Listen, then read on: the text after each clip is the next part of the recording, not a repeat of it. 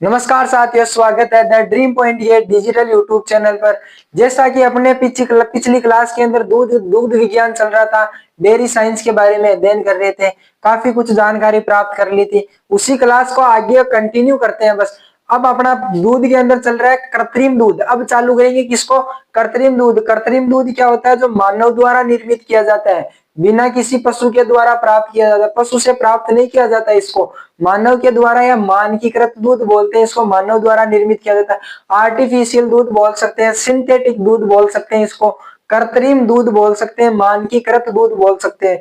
तो क्लास को शुरू करते हैं। आज का टॉपिक रहने वाला है क्या? कृत्रिम दूध। जो किस किस से बनता है? कृत्रिम दूध बनता है सेपरेटा दूध, वनस्पति वसा मिलाकर, चूना, प्लास्टिक पेंट, कार्सिनोल, ये सब मिलाकर किसका? यूरिया, डिटर्जेंट पाउडर, इन सबको मिलाकर क्या किया जाता है? इन सबको मिलाकर दूध तैयार किया जाता है, जिसको क्या बोलते हैं अपन अपनी लैंग्वेज में? कृत्रिम दूध, सिंथेटिक मिल्क या आर्टिफिशियल मिल्क। चालू करते हैं। कृत्रिम दूध। कृत्रिम दूध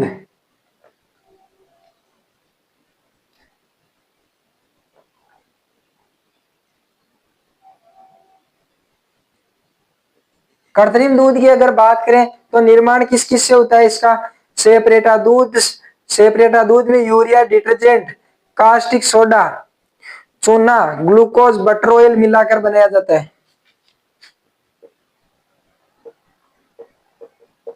सेपरेटा दूध में ग्लूकोज,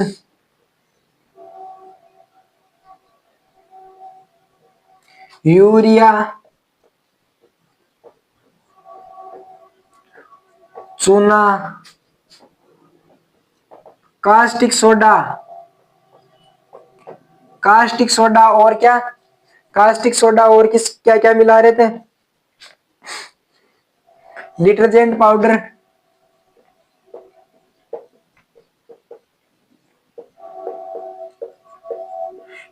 पाउडर, वही वॉशिंग पाउडर, निरमा, घड़ी वाला। घड़ी पहले इस्तेमाल करो फिर विश्वास करो। तो वो कहाँ इस्तेमाल कर रहे हैं इसको?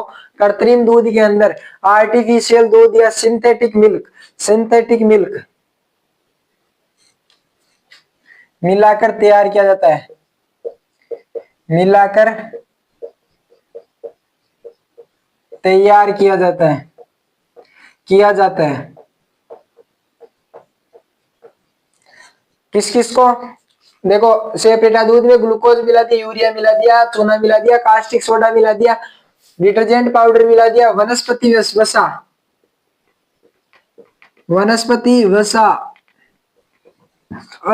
वसा या बटर ऑयल मिलाकर क्या एक दूध तैयार किया जाता है, जिसको क्या बोलते हैं? कृत्रिम दूध, सिंथेटिक मिल्क। इसमें कौन कौन से रोग हो जाते हैं?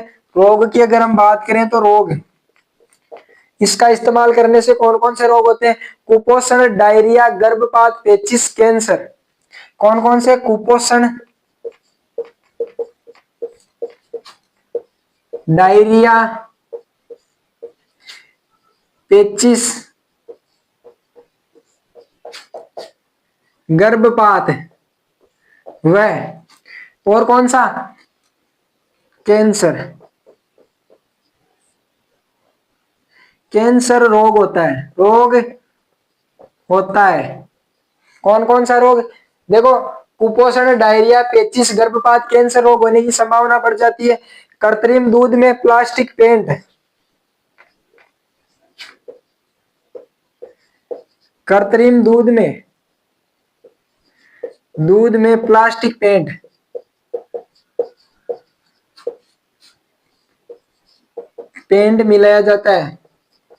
मिलाया जाता है, जिसको गर्म करने पर खतरनाक कार्सिनोल का निर्माण करता है। कार्सिनोल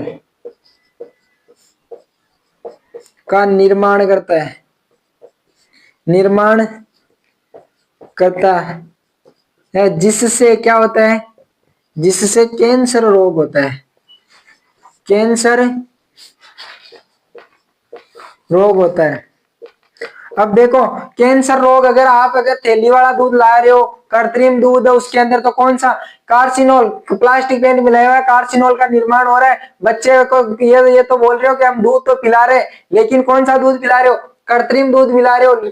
बच्चे कुपोषण के शिकार हो जाएंगे, डायरिया रोग हो जाएगा, कैंसर होने की संभावना बढ़ जाएगी। गाय की कौन सी नस्ल का दूध का लगातार सेवन करने से कैंसर होने की संभावना बढ़ जाती है? तो बता देना, जर्सी गाय के दूध के सेवन से कैंसर होने की संभावना बढ़ जाती है। तो यहाँ बात करें कौन से दूध का उपयोग करने से कैंसर रोग होने की संभावना बढ़ जाती है, तो बता देना कृत्रिम दूध से कैंसर रोग होने की संभावना बढ़ जाती है। कार्सिनोल का निर्माण किस प्रकार होता है? कार्सिनोल का कृत्रिम दूध में मिलाए गए प्लास्टिक पेंट को गर्म करने पर खतरनाक कार्सिनोल का निर्माण होता है, जो कैंसर रोग को उत्पन्न करता है। आगे बात करें इसी में प्राकृतिक व कृत्रिम दूध में अंतर, तो प्राकृतिक और कृत्रिम दूध के अंदर अगर हम बात करें तो क्या कैसा, जैसे मान लो गंध के बारे में बात करें तो प्राकृतिक दूध कैसा होता है? प्राकृतिक दूध के अंदर एकदम बढ़िया सुगंध आएगी, कृत्रिम दूध के अंदर सुगंध नहीं आएगी, साबुन जैसी सुगंध आएगी। क्यों साबुन जैसी सुगंध क्यों आ रही है? क्योंकि उसके अंदर अपन ने क्या मिलाया था? Detergent powder. आगे बात करें इसी के अंदर, तो कमरे के ताप पर कैसा दिखाई देगा? नेचुरल दिखाई देगा। लेकिन वो कैसा दिखाई देगा? कौन सा नेचुरल दिखाई देगा? प्राकृतिक दूध कमरे के ताप पर नेचुरल दिखाई देता है, कॉमन सी बात है। जबकि वो कैसा दिखाई देगा? हल्का पीला दिखाई देगा। आगे बात करें इसमें, इसको स्पर्श करने पर नॉर्मल दिखाई देता है। कौन सा? प्राकृतिक दूध को अगर आपने छुआ, ऐसे हाथ में लिया, तो आपको नॉर्मल दिखाई देगा। जबकि आप उसको किसको, कृत्रिम दूध को हाथ में लोगे तो आपको चिकनापन दिखाई देगा। आगे बात करें पीएच मान की, तो कृत्रिम प्राकृतिक दूध होता है उसका पीएच मान होता है 6.4 से 6.8 तक, जबकि जो कृत्रिम दूध होता है उसका ताप वो पीएच मान होता है कितना? उसके पीएच मान होता है 10.4 पीएच होता है उसका। आगे बात करें तो सारी प्रकृति का होता है। यूरिया की, अगर यूरिया की मात्रा की बात करें तो प्राकृतिक दूध के अंदर यूरिया की मात्रा होती है 20 से 70 mg, और उसके अंदर कितनी होती है? उसके अंदर होती है 1400 mg। शर्करा ऋणात्मक होती है और धनात्मक उसके अंदर होती है। अब बात करें, समझ में आ गया? तो लिख लेना इसको सीधा सीधा ऐसे, गंध स्रोत प्राकृतिक दूध, प्राकृतिक दूध, कृत्रिम दूध। तो इसके अंदर देखो, ये तो सब नॉर्मल है, पीएच मान, यूरिया की मात्रा और ऋणात्मकता। शर्करा परीक्षण यही लिखा देता हूं, पीएच, पीएच और क्या है? यूरिया की मात्रा, यूरिया की मात्रा। और क्या है इसी के अंदर? शर्करा परीक्षण। जो याद करना है वो वही लिखवा रहा हूं। अब देखना पीएच मान इसका कितना होता है? 6.4 से 6.8, यानी हल्का अम्लीय, हल्का अम्लीय। इसका कितना होता है? 10.4 सारी पीएच होता है। इसमें 20 से 40 mg कितना होता है? 20 से 40 mg मिलीग्राम होता है।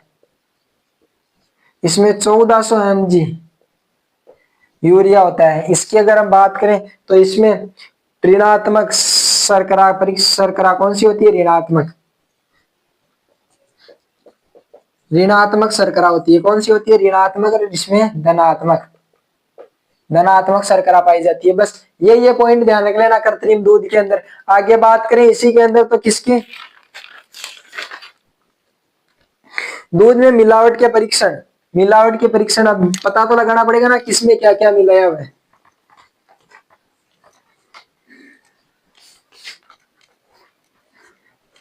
अगला टॉपिक रहने वाला दूध में मिलावट के परीक्षण।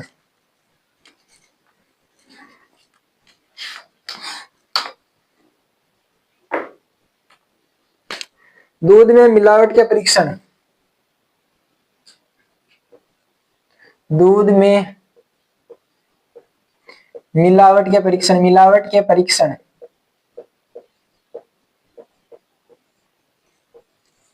दूध में मिलावट के परीक्षण, इसमें बात करें तो दूध की मात्रा कितनी लेते हैं? 5 ml पैराडाइमिथाइल एमिल बेल्जिहाइड, जो कितना 5 ml लेंगे दूध की मात्रा। पहला परीक्षण कौन सा है? दूध में यूरिया की मिलावट, 1 नंबर पर दूध में यूरिया की मिलावट। यूरिया की मिलावट। इसकी अगर हम बात करें तो यूरिया की मिलावट कितनी होती है? देखो दूध के अंदर 5 ml दूध लेंगे, दूध की मात्रा कितनी होगी? दूध मात्रा 5 ml प्लस एक रसायन और लेंगे 5 ml पेरा डाई मिथाइल एमिल बेल्जियाइड। 5 ml पेरा मिथाइल डाई मिथाइल पेरा डाई मिथाइल। आगे क्या है? एमीन बेंजीएल्डिहाइड। एमीन बेंजीएल्डिहाइड एल्डिहाइड एमीन बेंजीएल्डिहाइड होता है, जिसको मिलाकर क्या करते हैं? अब इसके रिजल्ट की अगर हम बात करें तो रिजल्ट कैसा आएगा? दूध का रंग अगर गहरा पीला हो गया, दूध का रंग गहरा पीला हो गया तो मिलावटी दूध। दूध का रंग गहरा पीला आ गया तो कैसा हो जाएगा? मिलावटी।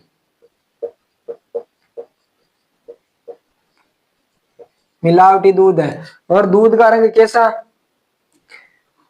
हल्का पीला है तो शुद्ध है। हल्का पीला है तो दूध कैसा हो गया? शुद्ध। शुद्ध दूध है। आगे बात करें किसमें? दूध में ग्लूकोज मिलावट की जांच। 2 नंबर पर दूध में ग्लूकोज मिलावट की जांच। ग्लूकोज मिलावट की जांच। मिलावट की जांच। इसकी अगर हम बात करें तो दूध की मात्रा 1 ml बोरफोइड रसायन और एक होता है फॉस्फोमोलिक अम्ल। कितनी मात्रा लेनी है? सबकी 1-1 ml।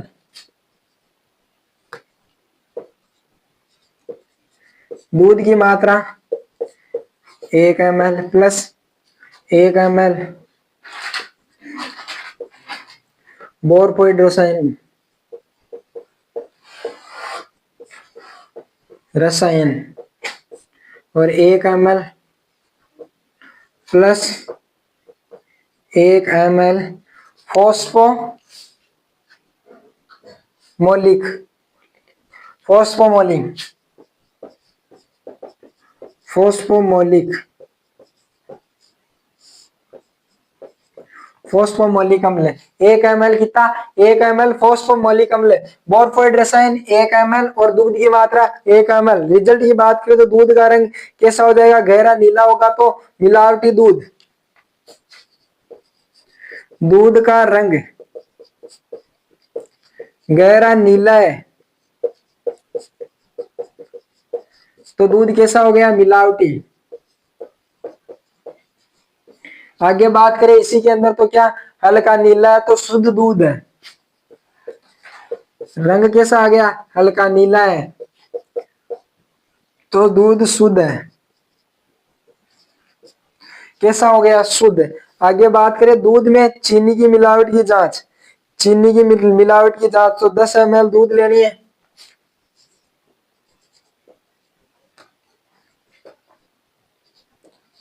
दूध में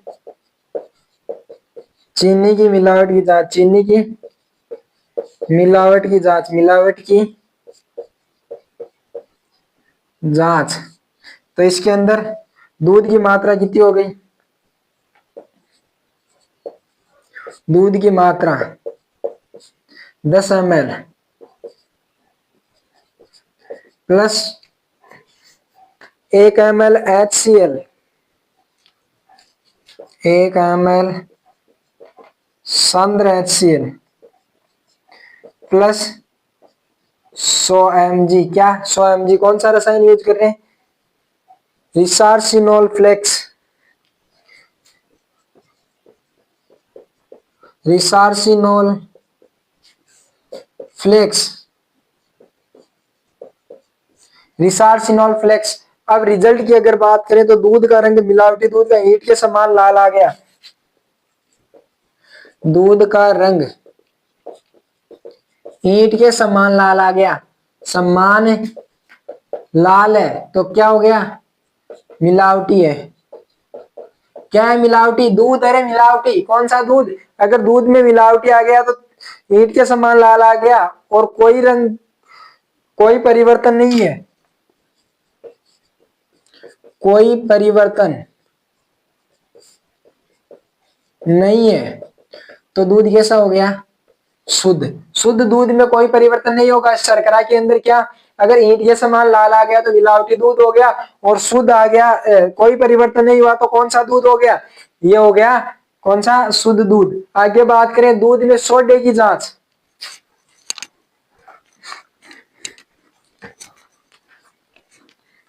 दूध में सोडे की जांच,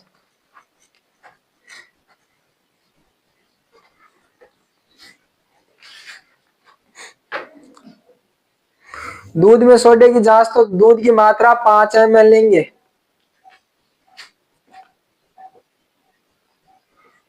दूध में सोडे की जांच,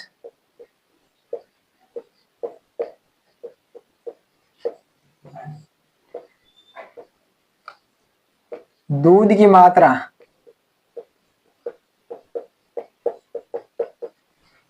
10 ml।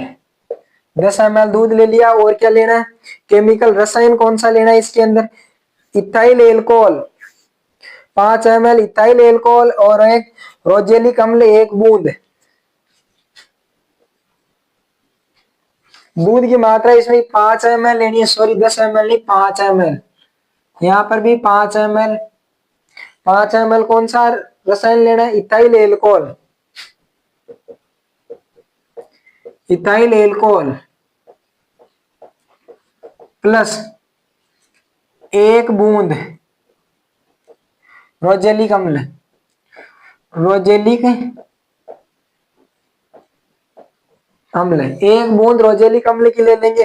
तो अगर दूध का रंग कैसा, लाल आ गया, दूध का रंग लाल है, दूध का रंग कैसा आ गया, लाल आ गया। दूध का रंग लाल आने पर दूध कैसा हो गया, मिलावटी।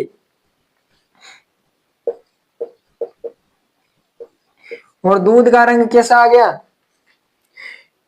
पीलापन लिए हुए लाल है, पीलापन लिए हुए लाल है, हुए लाल है, तो शुद्ध दूध हो गया। कौन सा दूध हो गया, शुद्ध। सोडे की जांच की तो कौन कौन सा, इथाइल एल्कोहल और रोजेलिक अम्ल। दूध का रंग अगर लाल आ गया तो मिलावटी है, पीलापन लेते हुए पहले पीला हुआ फिर धीरे धीरे लाल हो गया, तो कैसा हो गया, शुद्ध दूध। दूध में फॉर्मेलिन मिलावट की जांच 5 नंबर पर। दूध में फॉर्मेलिन, फॉर्मेलिन मिलावट, मिलावट की जांच।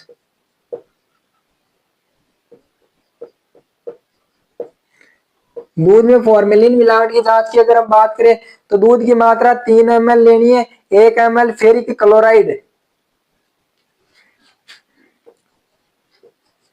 दुग्ध मात्रा 3 ml plus 1 ml ferric chloride, chloride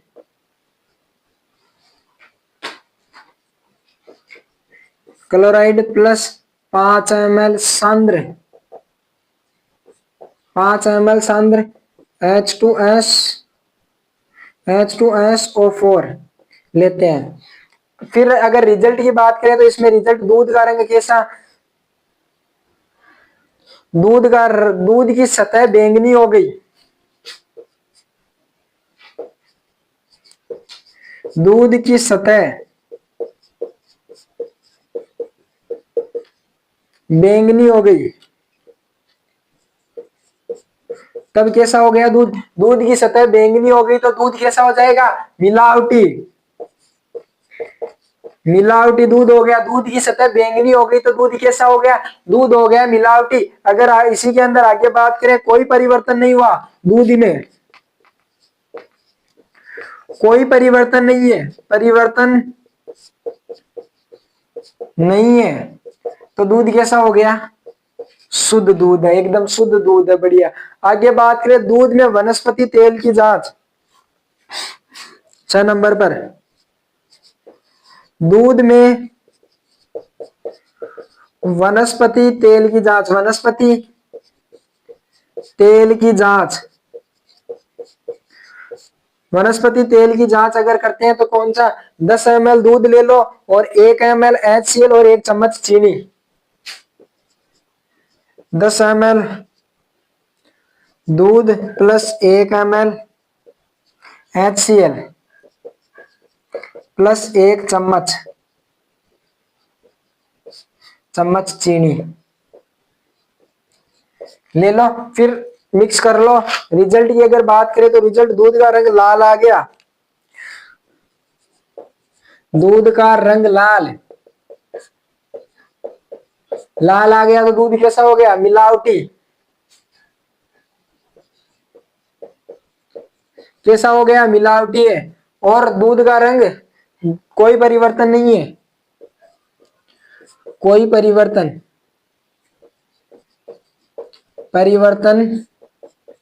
नहीं है, तो कौन सा? शुद्ध हो गया दूध। कैसा हो गया? दूध शुद्ध। आगे बात करें इसी के अंदर तो दूध में डिटर्जेंट की मिलावट, साफ कर लेते हैं बोर्ड को एक बार और। 3 और बच्चे हैं दूध में मिलावट के परीक्षण, इनको ध्यान रखना। केवल और केवल क्या ध्यान रखना है आपको? ये बस जो ये दिखाई दे रहे ना आपको केमिकल, इनको याद रखना है।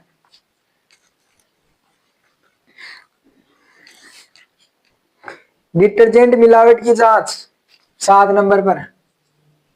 किसकी? डिटर्जेंट मिलावट।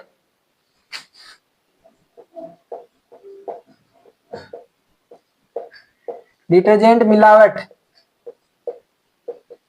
की जांच,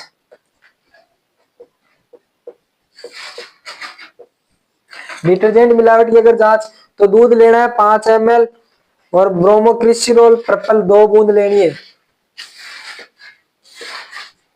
दूध कितना लेना है? 5 ml प्लस रसायन कौन सा है? ब्रोमोक्रिसोल, ब्रोमोक्रिसोल, ब्रोमोक्रिसोल पर्पल कितनी? 2 बूंद। तो दूध का रंग, रिजल्ट की बात करें तो दूध का रंग हल्का नीला, दूध का रंग हल्का नीला आ गया, तो दूध कैसा हो गया? मिलावटी। मिलावटी कैसा हो गया? दूध, दूध मिलावटी हो गया। आगे बात करें तो दूध के रंग में कोई परिवर्तन नहीं है, कोई परिवर्तन नहीं है, कोई परिवर्तन नहीं है, तो कैसा हो गया? दूध शुद्ध। आगे बात करें इसी के अंदर तो दूध में स्टार्च मिलावट की जांच 8 नंबर पर। दूध में स्टार्च मिलावट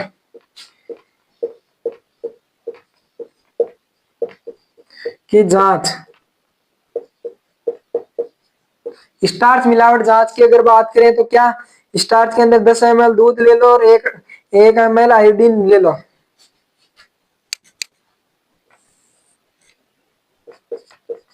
10 ml दूध प्लस 1 ml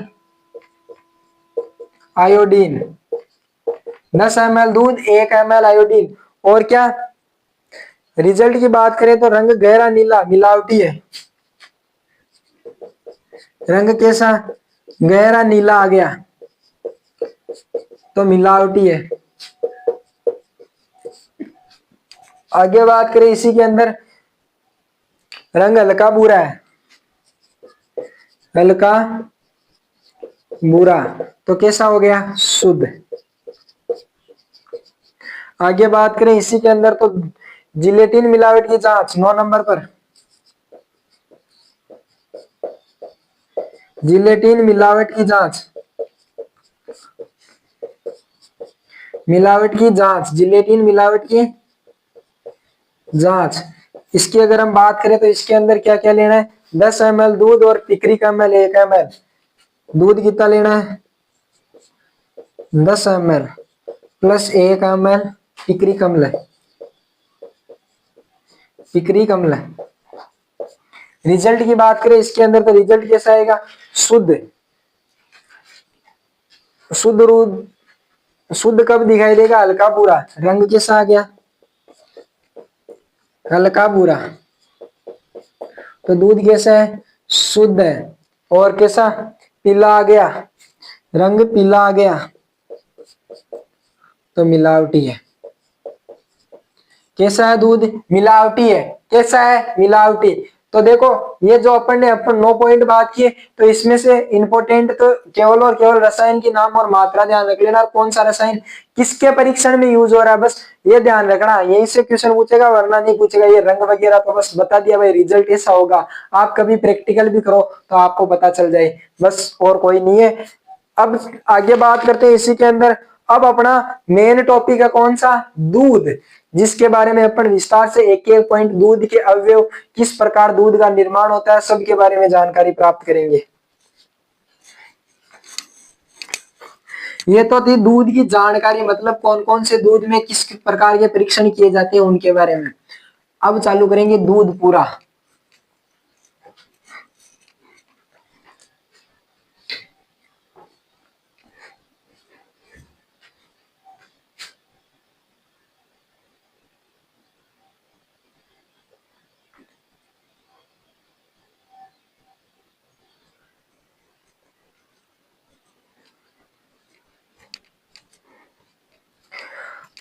अब आगे इसी के अंदर बात करें तो विश्व में दूध, अब टॉपिक है अपना कौन सा, दूध।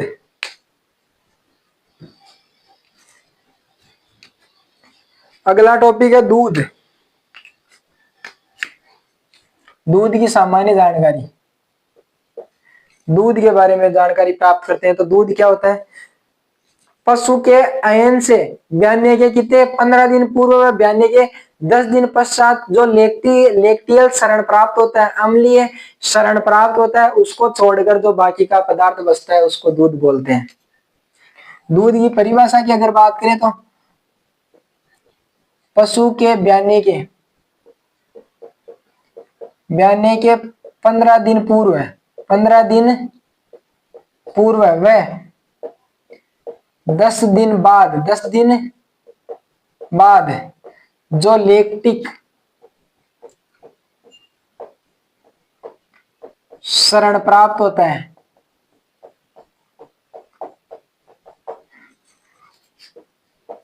उसको छोड़कर जो अन्य पदार्थ बचता है, अन्य पदार्थ बचता है, दूध कहलाता है। ये तो हो गई दूध की परिभाषा। क्या हो गई, दूध की परिभाषा। इसी के अंदर आगे बात करें तो दूध कैसा, विषमांगी द्रव्य है। विषमांगी द्रव्य है। कैसा है, विषमांगी द्रव्य है। दूध विषमांगी द्रव्य है। आगे बात करें दूध में न्यूनतम वसा, तो न्यूनतम वसा कितनी होनी चाहिए, 3.25।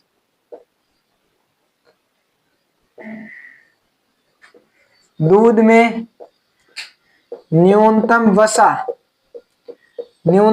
कितनी होती है, 3.25। और एसएनएफ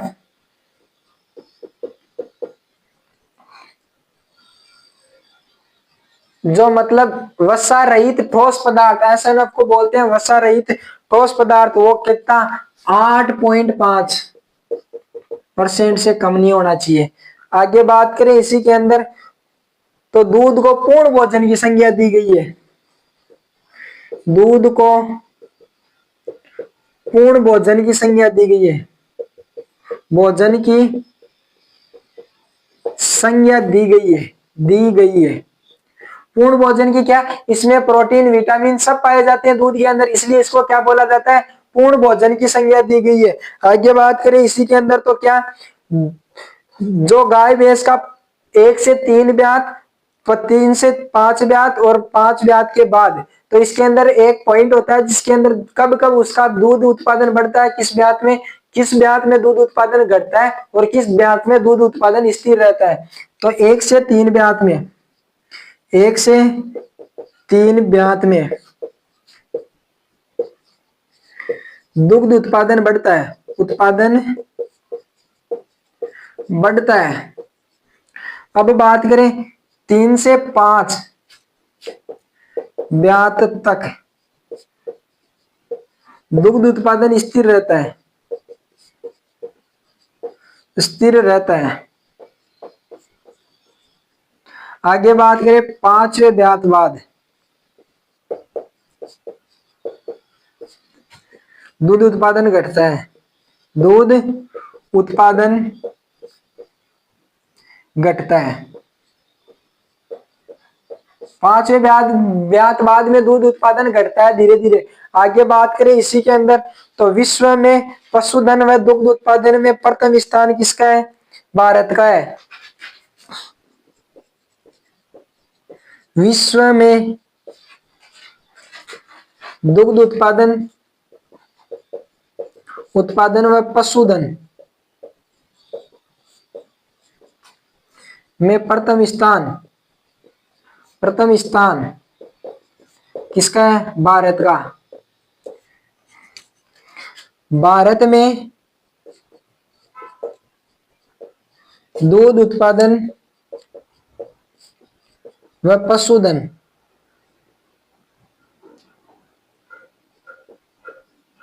में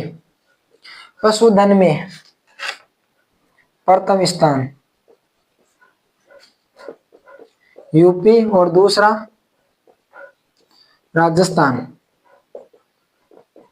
ये अभी मतलब सस्पेंशन में चल रहा है ये क्वेश्चन, यूपी और राजस्थान के अंदर कौन आगे कौन पीछे, ज्यादा कोई डिफरेंस नहीं है। कभी राजस्थान आगे हो जाता है, कभी यूपी आगे हो जाता है। तो जैसे एग्जाम के आसपास आंकड़े आएंगे तो उस टाइम में आपको वापस बता दिया जाएगा ये वाला। आगे बात करें राजस्थान में वैज्ञानिक मान, राजस्थान में दूध के वैज्ञानिक मान।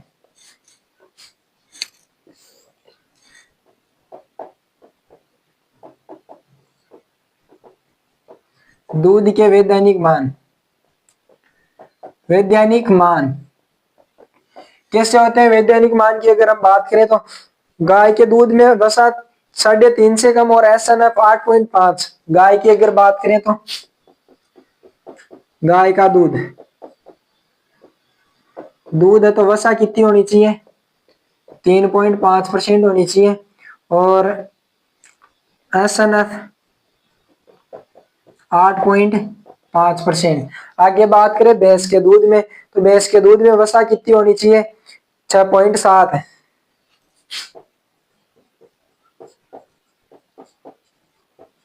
भैंस का दूध में वसा 6.07%। SNF की बात करें तो SNF कितना होना चाहिए? 9%। कितना? SNF 9% होना चाहिए गाय भैंस के दूध में।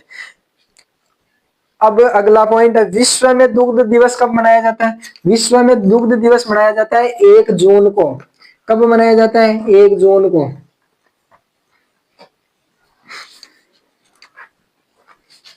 और भारत में कब मनाया जाता है? भारत में दुग्ध दिवस मनाया जाता है 26 नवंबर को।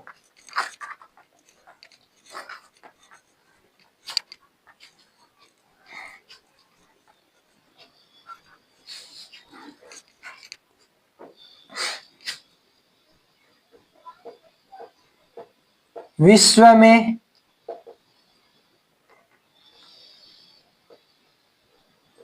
दुग्ध दिवस कब मनाया जाता है? 1 जून को।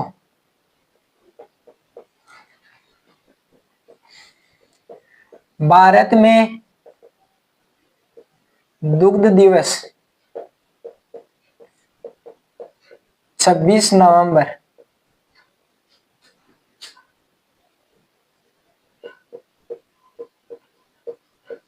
छब्बीस नवंबर में किसकी याद में मनाया जाता है? डॉक्टर वर्गीज कुरियन के जन्मदिन पर। डॉक्टर वर्गीज कुरियन के जन्मदिन पर, वर्गीज कुरियन के जन्म दिवस पर। डॉक्टर वर्गीज कुरियन किस रिवॉल्यूशन के जनक थे? व्हाइट रिवॉल्यूशन, श्वेत क्रांति के जनक थे। श्वेत क्रांति में किसके उत्पादन पर जोर दिया गया था? दुग्ध उत्पादन पर जोर दिया गया था। तो डॉक्टर वर्गीज कुरियन के जन्मदिन कब आता है? 29 नवंबर को, जिसमें भारत में क्या मनाया जाता है? दुग्ध दिवस। अब बात करें दूध के अवयव,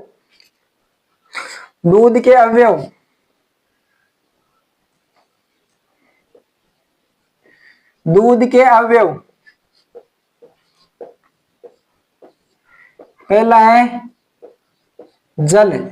जल की अगर बात करें तो सर्वाधिक मात्रा में उपस्थित होता है, सर्वाधिक मात्रा में उपस्थित। कितना? 80 से 90% तक क्या होता है? दूध में पानी होता है। दूध के अन्य अवयवों के लिए विलायक व वाहक का कार्य करता है। अन्य अवयव के लिए विलायक या वाहक का कार्य करता है। कैसे? मान लो इसमें एसएनएफ, प्रोटीन, जो भी है, कार्बोहाइड्रेट, सब इसी पानी के अंदर ही घुले हुए रहते हैं। वसा सब टोटल सामान इसी के अंदर घुला हुआ रहता है। तो ये विलायक का कार्य करता है दूध के अंदर। कौन? पानी। अब बात करें दुग्ध वसा 2 नंबर पर।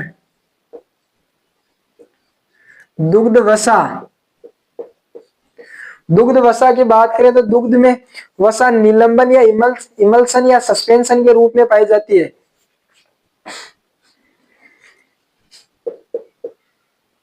दूध में वसा निलंबन, इमल्सन या गोलिका यानी सस्पेंशन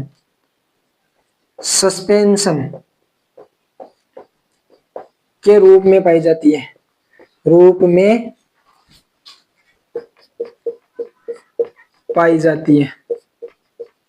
क्या वसा पाई जाती है? अब बात करें सर्वाधिक परिवर्तनशील, कौन सा सर्वाधिक परिवर्तनशील अवयव है?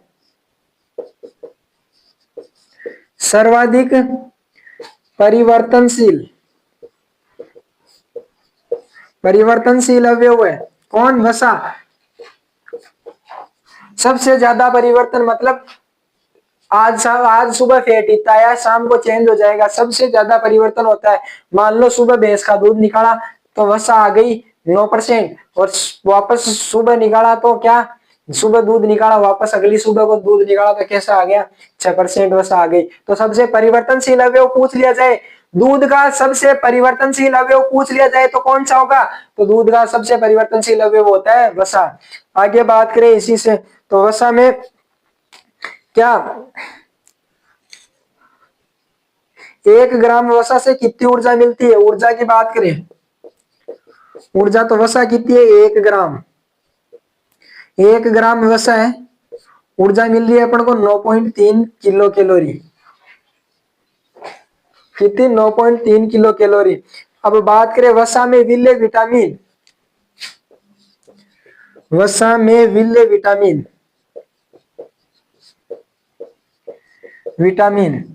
विटामिन बी और सी को छोड़ दो, बाकी सब कौन से हो गए? केडा, ध्यान रखना, केडा, ट्रिक है केडा, KEDA,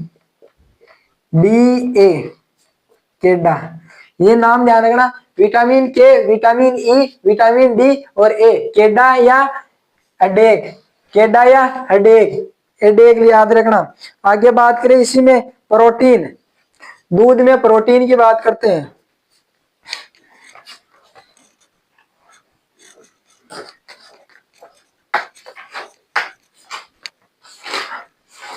टॉपिक है दूध में वसा, दूध के अवयव। अब बात करते हैं कौन कौन सा। जल और वसा की बात कर ली, प्रोटीन की बात करते हैं 3 नंबर पर। प्रोटीन, प्रोटीन तो किसके रूप में पाई जाती है, किस रूप में पाई जाती है दूध में? रूप की अगर बात करें तो पायस, पायस या कोलाइडल, कोलाइडल, कोलाइडल रूप में पाई जाती है। अब बात करें प्रोटीन के प्रकार, तो प्रोटीन कितने प्रकार की होती है? प्रकार की अगर हम बात करें तो प्रकार होते हैं तीन। तीन कौन कौन से होते हैं देखना, तीन प्रकार की कौन सी? केसिन, एल्ब्यूमिन और ग्लोबुमिन। केसिन, एल्ब्यू, कौन सी होती है? केसिन, एल्ब्यूमिन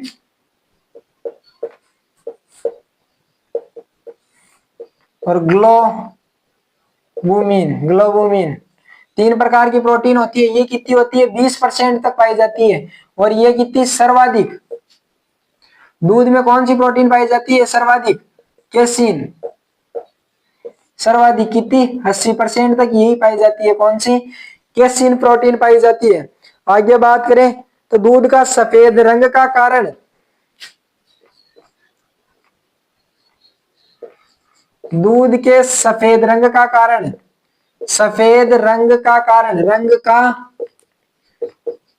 कारण होता है केसिन प्रोटीन। केसिन प्रोटीन कौन सी प्रोटीन होती है दूध के सफेद रंग का कारण? Casein protein. क्या करती है? तू कैसी है मेरे को भी बता दे। तो ये बोलती है केसिन प्रोटीन दूध में सफेद रंग का कारण होती है केसिन प्रोटीन।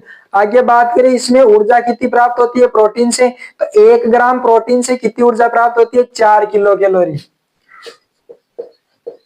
ऊर्जा 1 ग्राम प्रोटीन अपने पास, क्या है? प्रोटीन, तो कितनी मिलेगी? 4 किलो कैलोरी। किलो कैलोरी ऊर्जा प्राप्त होगी अपन को।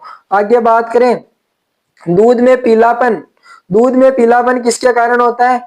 कैरोटीन के कारण। दूध में पीलापन, दूध में पीलापन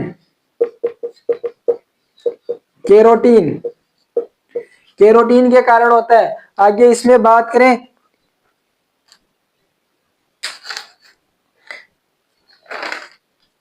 अगला अवयव कार्बोहाइड्रेट, कार्बोहाइड्रेट की बात करें तो अन्य नाम इसको क्या बोलते हैं? दुग्धम, लैक्टोज या दूध की शर्करा। 4 नंबर पर कार्बोहाइड्रेट। इसके अन्य नाम की बात करें, अन्य नाम क्या क्या है इसको? दुग्धम, लैक्टोज या दूध की शर्करा।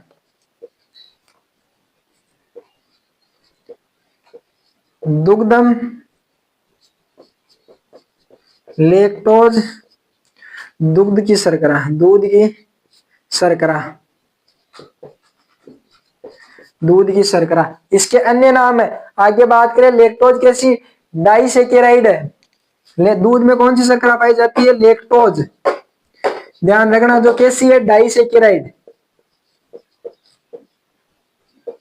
डाइसेकेराइड यानी दो शर्कराओं से मिलकर बनी होती है। डाइसेकेराइड यानी दो शर्कराओं से मिलकर बनी होती है।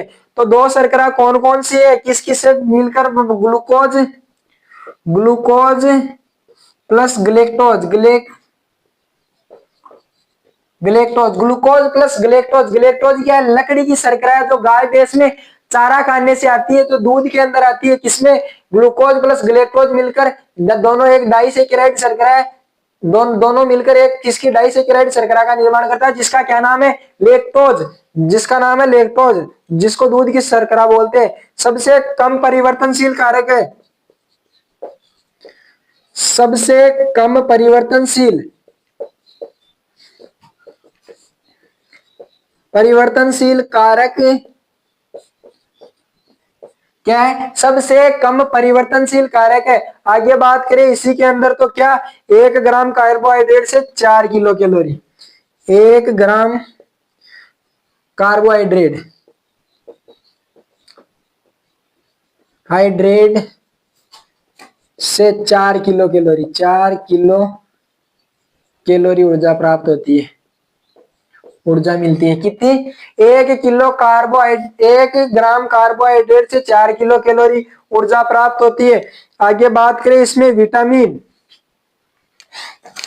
5वां पॉइंट,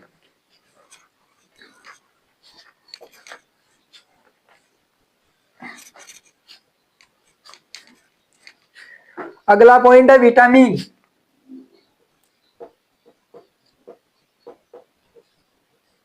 तो विटामिन की अगर बात करें तो दूध में सर्वाधिक कौन सा विटामिन पाया जाता है? दूध में सर्वाधिक विटामिन ए पाया जाता है।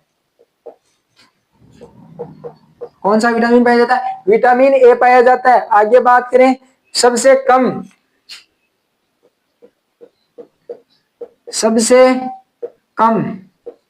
तो वो होता है विटामिन, कौन सा? सी, विटामिन सी। सबसे कम और सबसे ज्यादा, सबसे कम विटामिन सी और सबसे ज्यादा विटामिन ए पाया जाता है। आगे बात करें इसी के अंदर किसकी? वसा में विल्य विटामिन, जो वसा में घुले रहते हैं। अभी बताया था केडा या एडेक,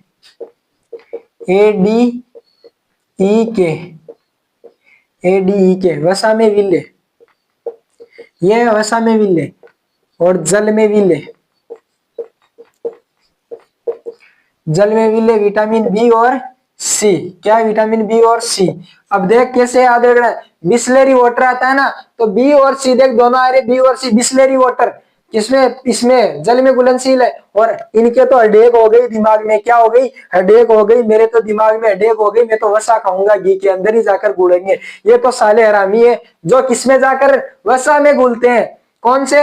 एडीई के। हेडेक हो गई इनके तो उसमें जाकर घुलेंगे। अब बात करते हैं खनिज लवण की। दूध में सर्वाधिक मात्रा में कौन? कैल्शियम और फास्फोरस पाए जाते हैं। 6 नंबर पे है खनिज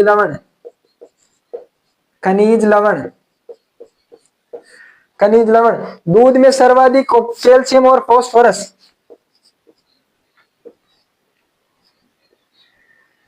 दूध में सर्वाधिक क्या पाया जाता है? कैल्शियम व फास्फोरस। ध्यान रखना, कैल्शियम और फास्फोरस पाया जाता है। और सबसे कम क्या पाया जाता है?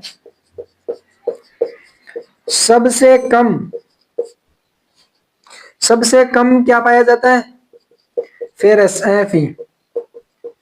फेरस या आयरन, जो दूध के अंदर सबसे कम पाया जाता है। आगे बात करें एंजाइम। दूध में कौन से एंजाइम पाए जाते हैं? 7 नंबर पर। एंजाइम की अगर बात करें तो लैक्टेज, प्रोटीएज, 2-3 एंजाइम होते हैं इसके अंदर। कौन से होते हैं enzyme? Lactase, protease, hydrogenase. Lactase, protease, hydrogenase. और कौन कौन से पाए जाते हैं? एमाइलेज और फोस्फेटेज।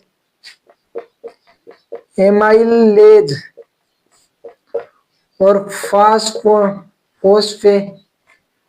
फोस्फेटेज।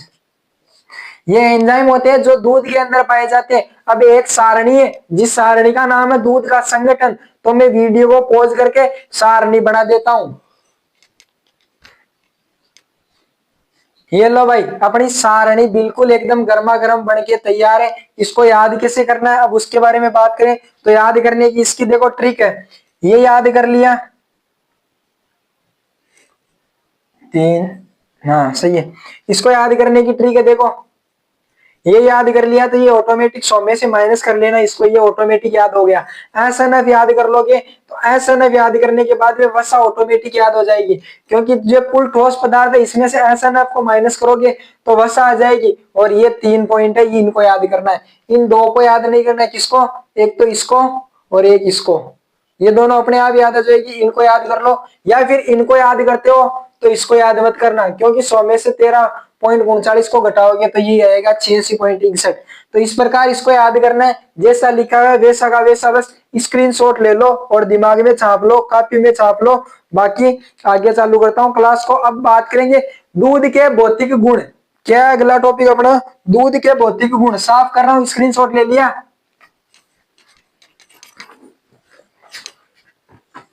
इस सारणी में समझाने लायक कुछ ही नहीं था, बस जो लिखा हुआ था वो वैसे के वैसा छाप लेना, याद करना है। याद करने की चीजें बता दी कौन सी थी।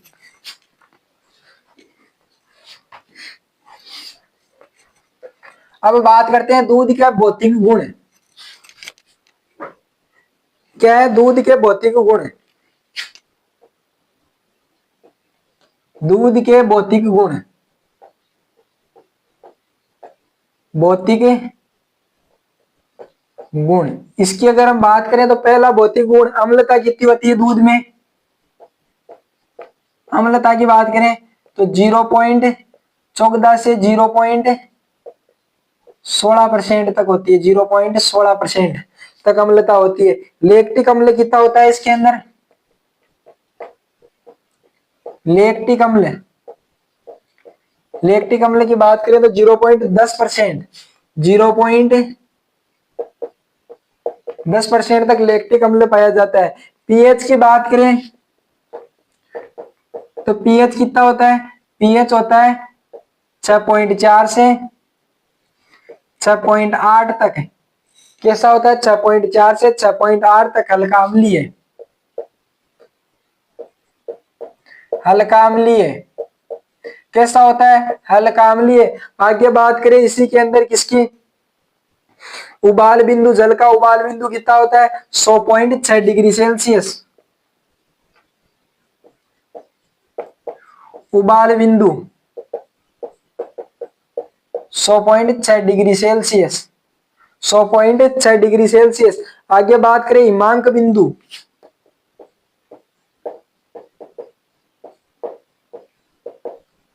हिमांक बिंदु कौन सा होता है?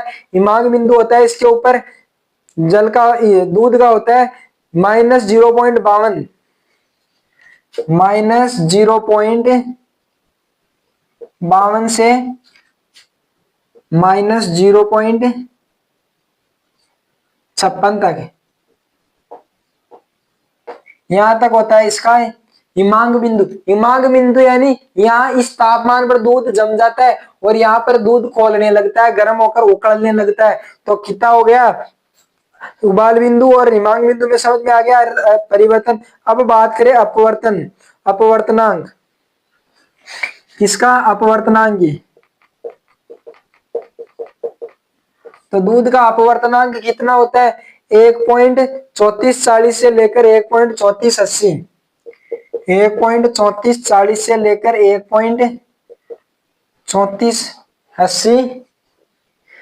आगे बात करें बकरी के दूध का पीएच की। अगर बकरी का दूध मैंने बताया था आपको नोट लगा के भाई बकरी का दूध हल्का सारी है, यानी 7.5 से 8%, 8 पीएच होता है, जो सारी प्रकृति का होता है।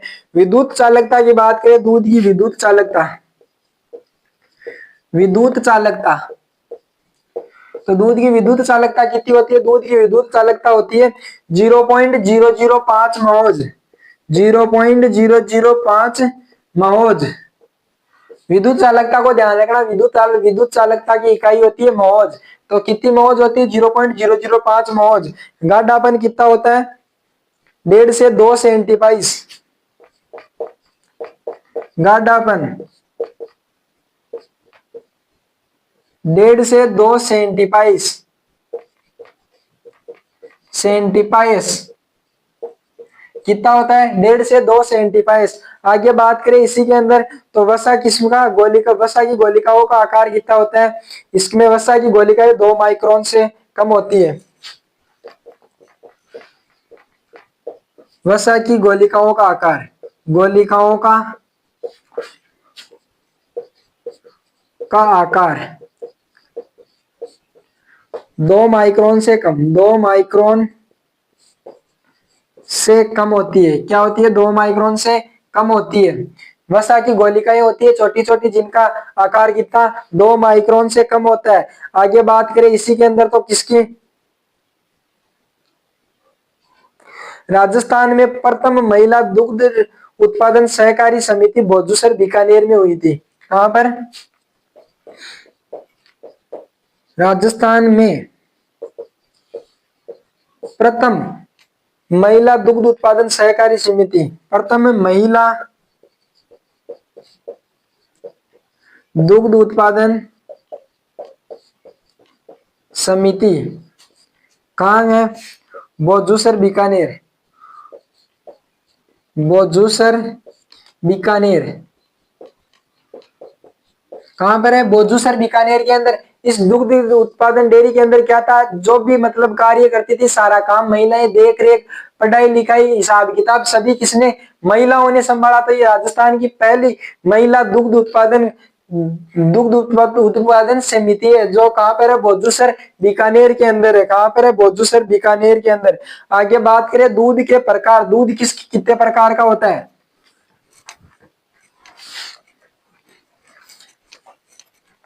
दूध के भौतिक गुण हो गए। अब बात करते हैं दूध के प्रकार।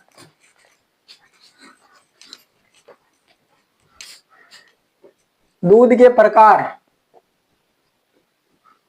दूध के प्रकार, दूध के प्रकार, दूध कितने प्रकार का होता है? अब बात करते हैं पूर्ण दूध या संपूर्ण दूध। पूर्ण दूध, कोष्टक में लिख लो संपूर्ण दूध।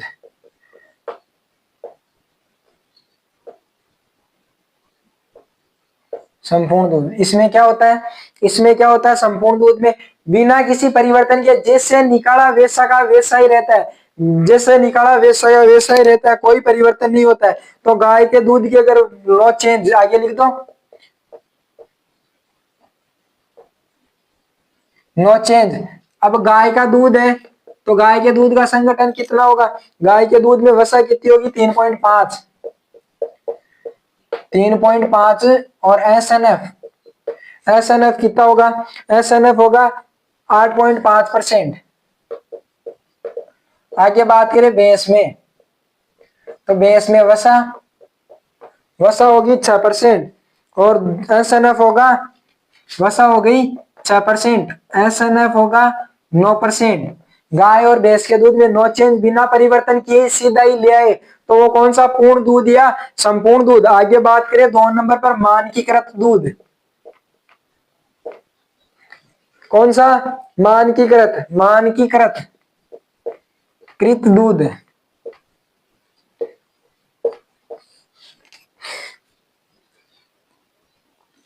निर्धारित मानकों के आधार पर, क्या? निर्धारित मानकों के आधार पर, मानकों के आधार पर दूध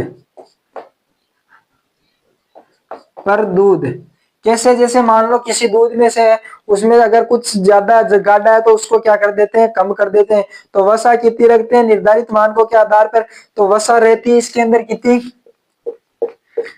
वसा की अगर बात करें तो वसा रहती है 4.5%, 4.5%। और एसएनएफ कितना होता है इसका? एसएनएफ की अगर बात करें तो एसएनएफ होता है इसका 8.5%, 8.5%। आगे बात करें कौन सा दूध है? टोंड दूध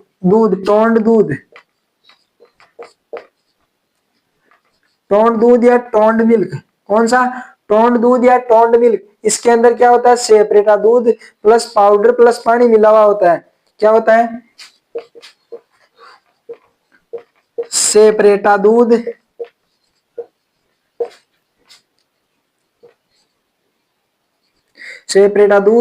प्लस पाउडर, सेपरेटा दूध प्लस पाउडर प्लस पानी प्लस पूर्ण दूध, इन सब के मिश्रण से तैयार किया जाता है टोंड मिल्क, जिसमें वसा कितनी होती है? वसा होती है इसके अंदर 3%। और एसएनएफ की अगर बात करें तो 8.5% होता है। एसएनएफ कितना होता है? 8.5। अब बात करें डबल टोंड की, डबल टोंड अब देखना आपको पूछेगा डबल टोन्ड में वसा, आप कर क्या होगे, डबल टोन्ड में कितना, यहाँ कितना है 3 के टोन्ड में 3% वसा थी, तो डबल टोन्ड में डबल कर दी। नहीं, डबल नहीं करना है, कम करना है, क्योंकि उसको टोन्ड एक बार तो क्रीम निकाल ली, लेकिन डबल टोन्ड में 2 बार क्रीम निकाल रहे, तो वसा कितनी हो गई 1.5%। वसा कितनी होती है डबल टोन्ड में, वसा हो गई 1.5%। और SNF कितना हो गया 9%। SNF कितना हो गया 9% हो गया। ये होता है डबल टोन्ड मिल्क जिसके अंदर वसा की मात्रा पूछी जाती है। आप गलत कर क्या होगे, पहला ऑप्शन 6 देगा 6 कर दोगे, नहीं, आपको तीसरे ऑप्शन पे जाना है और 1.5 करके आना है। तीसरा ऑप्शन में 1.5 आपको आंसर मिलेगा, पहले ऑप्शन में नहीं देगा, क्योंकि पहले ऑप्शन में वो देगा तो आप सही कर दोगे। कैसे कि डबल टोन्ड में तो मिल्क, कैसे टोन्ड मिल्क में तो वसा कितनी होती है 3% होती है, लेकिन डबल टोन्ड में डबल कर दी, 3 की 6 हो गई, नहीं, कम करना है, उसमें आधा घटा देना, 2 का भाग दे देना है 3 के अंदर, तो 1.5 आ जाएगा। अब बात करें अपन पुनः रचित दूध, अगला है दूध का प्रकार पुनः रचित दूध। कौन सा है पुनः रचित दूध,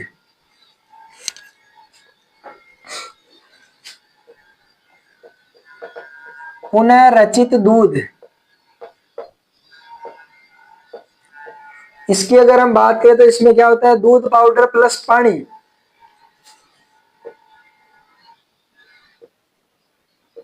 दूध पाउडर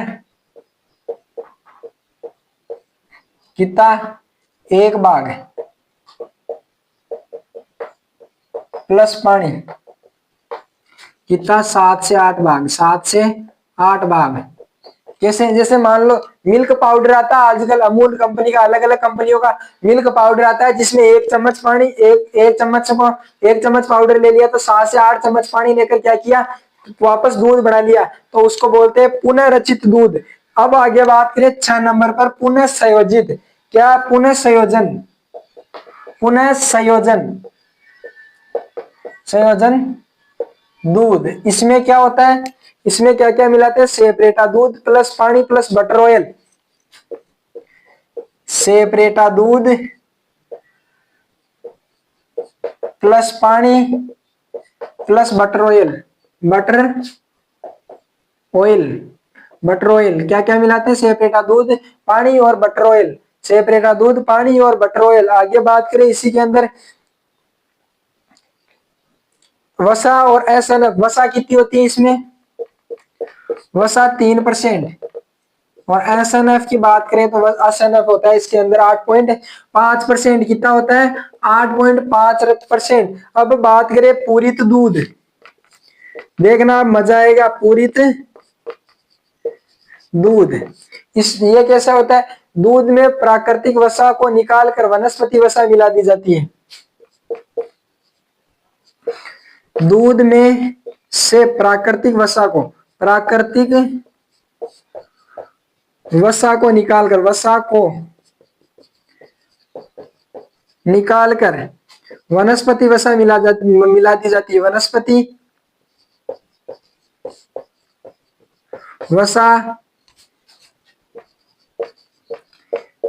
मिला दी जाती है, मिला दी जाती है। क्या करते हैं, प्राकृतिक वसा को निकालकर वनस्पति वसा मिला देते हैं, जिससे क्या होता है, वो वापस उसके अंदर वसा तो उतनी आ जाती है। लेकिन देखना, अब बताऊं कैसे याद रखना पूरी तो दूध, मान लो आपकी मम्मी ननियाल चली गई और घर पे दूध का भुगोना भर के गई, तो आपने क्या किया, उसमें से 1 गिलास दूध निकाला और पी लिया, 1 गिलास दूध निकाला पी लिया, फिर क्या किया, उसके अंदर जो 1 गिलास उसमें से कम हुआ, वहां पे आपने क्या किया, पानी ऐड कर दिया, पानी डाल दिया, तो वो वापस भुगाना भर गया, तो उसमें क्या हुआ, आपने पूर्ति कर दी उस दूध की। तो उसी प्रकार वसा को, तो जो प्राकृतिक वसा होती है उसको तो निकाल लेते हैं, और क्या, जो वनस्पति वसा होती है उसको मिलाकर वसा की वापस पूर्ति कर दी जाती है। जब वसा चेक करते हैं ब्यूटाइरोमीटर में डालकर, तो वसा सही आ जाती है। यही होता है पूरी दूध में। आगे बात करें, अब अपना दूध के प्रकार यही समाप्त होते हैं। अब चालू करेंगे खीस। खीस क्या होती है, खीस के बारे में जानकारी प्राप्त करेंगे।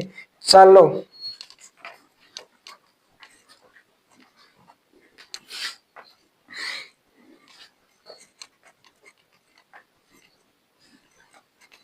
अब अपना टॉपिक रहने वाला है खीस।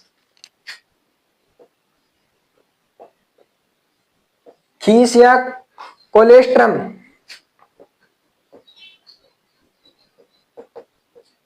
कोलेस्ट्रम, खीस या कोलेस्ट्रम। पशु ब्याने के 2 से 7 दिन तक का स्राव, खीस किसको बोलते हैं? पशु के ब्याने से, पशु के ब्याने से 2 से 7 दिन का स्राव खीस कहलाता है, खीस कहलाता है, खीस कहलाता है। आगे बात करें, इसी में गर्म करने पर स्कंदित हो जाती है, गर्म करने पर स्कंदित, स्कंदित हो जाती है, स्कंदित हो जाती है या फट जाती है। गर्म करते हैं जैसे वैसे ही गर्म करने पर स्कंदित या फट जाती है। अम्लता कितनी होती है? 0.2 से 0.4%। अम्लता कितनी होती है? 0.2 से 0.4%। आगे बात करें इसी में हिमांक बिंदु किसका, हिमांक बिंदु, तो हिमांक बिंदु कितना होता है इसका? -0.605, -0.605 डिग्री सेल्सियस पर जम जाता है। आगे बात करें अपेक्षित घनत्व, अपेक्षित घनत्व कितना होता है इसका? अपेक्षित घनत्व, अपेक्षित घनत्व होता है इसका 1.04 से 1.08, 1.04 से 1.08 तक अपेक्षित घनत्व होता है। आगे बात करें चीज में प्रोटीन कौन सी पाई जाती है? प्रोटीन की, प्रोटीन कौन सी पाई जाती है चीज के अंदर? तो ग्लोबुलिन प्रोटीन पाई जाती है। क्या पाई जाती है? ग्लोबुलिन, ग्लोबुलिन प्रोटीन, जो किसमें सहायक होती है? जो एंटीबॉडी में सहायक होती है, एंटीबॉडी यानी प्रतिरक्षा में, एंटीबॉडी में सहायक होती है, बॉडी में सहायक होती है, सहायक, सहायक होती है, एंटीबॉडी में सहायक होती है। आगे बात करें इसी में पीला रंग किसके कारण होता है? पीला रंग केरोटीन के कारण, केरोटीन के कारण कैसी होती है? पीली होती है। आगे बात करें फेरस की मात्रा सर्वाधिक होती है जो बच्चे में आरबीसी क्षमता को बढ़ाती है। Fe की मात्रा सर्वाधिक होती है, सर्वाधिक होती है जो बच्चों में आरबीसी की, आरबीसी की संख्या को बढ़ाती है, संख्या को बढ़ाती है, जो आरबीसी की संख्या को बढ़ाती है। आगे बात करें इसी के अंदर तो विटामिन ए सर्वाधिक पाया जाता है। कौन सा विटामिन पाया जाता है? विटामिन ए सर्वाधिक पाया जाता है, विटामिन ए सर्वाधिक होता है, विटामिन ए सर्वाधिक होता है। आगे बात करें चीज के संगठन की,